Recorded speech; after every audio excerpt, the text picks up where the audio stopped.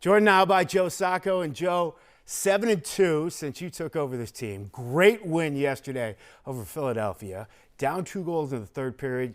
You come back, you tie it, you win it in overtime. What's this journey been like for you, a kid that grew up in Medford and now coach of the Boston Bruins, and to get off on such a hot start? It's been exciting. There's no doubt. I think that at first, you try to settle in, and it kind of comes. It's a little bit surreal at first, but then once you get into the routine and you just start working and you get back into the basically to settle in and how things are run and how you want to do your meetings and all that. It's become second nature after that. But it's been very exciting. It's been exciting for my family. Obviously, getting off to a great start has been an added bonus for us, and it's great to see that the team has responded so far. Joe, people are so passionate about hockey. You grew up a Bruins fan. So you go out and about, you're doing your errands about town, you bump into people. What's the reaction been like? Well, I haven't gone out too much yet. We've had such a heavy workload that I haven't really had the opportunity to get out and about. But my wife and I went out for dinner last night, and it just seems like it's nice to see that we've been able to get the game back to where the Bruins fans deserve it to be, and get some excitement again there. And I just think that the opportunity for our players right now, where they're at in their game and how they're feeling about themselves, I think is very important. Joe, it was right before the game-winning goal yesterday. It's that battle on the boards. Zacha and Pasta are battling there, and they must have been exhausted. And then Zacha kicks it over to Pasta. Pasta around the back of the net, back over to Zacha. That was like that effort there that kind of signified what this team has been playing like, at least for me, since you took over. Well, yeah, thanks. I mean, those guys really have been the players have really been receptive to what we were trying to do. It was never easy when there's a coaching change, obviously, for a lot of different reasons. But the players have really bought into what we're trying to get accomplished. And like that goal is a perfect example of just determination. That's exactly what it is. It's second effort.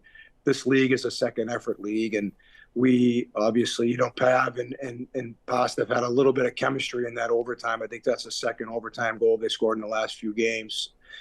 So for them to be able to get out there together and make that play happen, but it was just will. Really, at the end of the day, they got the puck in the corner. They were able to win their one-on-one battles, and then their skill takes over from there. So it was an exciting end to what was a start of the game that we really weren't pleased with, but we finished it the right way.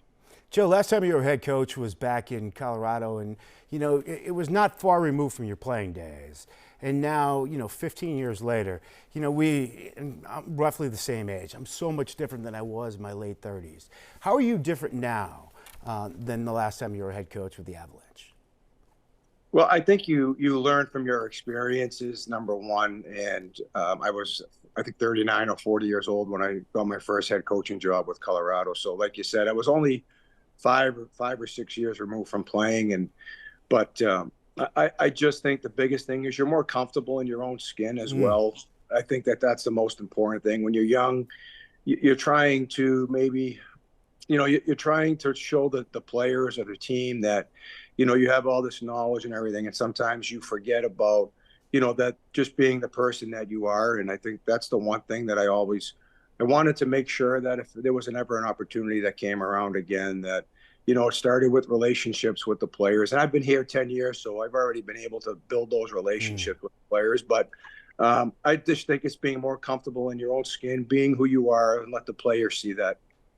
Joe, that Centennial game, I thought the ceremony beforehand was so cool. But to be a guy that grew up here, I was thinking to myself, who was I in the driveway? Bork or Neely playing street hockey? Who was your favorite guy growing up? Who were you? Probably Ray, probably Bork. That was about the same time. And the Big Bad Bruins I was probably a little too young for the Big Bad Bruins. But I certainly remember them, Phil Esposito and Bobby Orr and Kenny Hodge and Wayne Cashman, all those guys. But yeah, I think the guy that when I was in the driveway shooting pucks, it probably leaned more towards the Ray Bork era. But that was such a great weekend. The Bruins did an amazing job. The details and everything that went into that weekend were amazing. And It was really, really special to be a part of such an incredible day.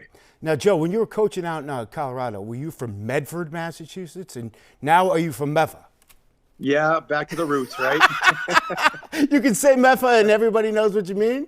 Exactly, back to the roots, right? You never forget where you came from. Joe, this has been a lot of fun. Thanks so much for your time tonight. Okay, thanks. Good luck on the road trip. Appreciate it.